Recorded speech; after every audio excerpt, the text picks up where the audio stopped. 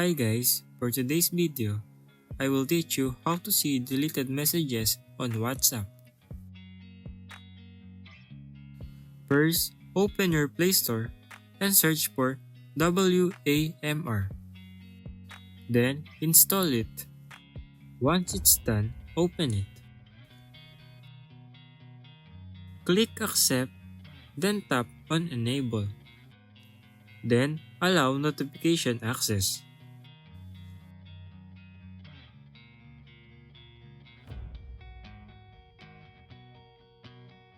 Then, just click Next. In here, select Apps to save logs.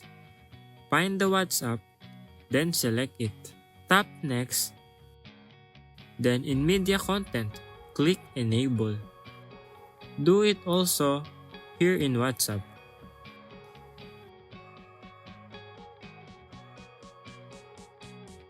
Tap Next, and now you're done setting up your WARM.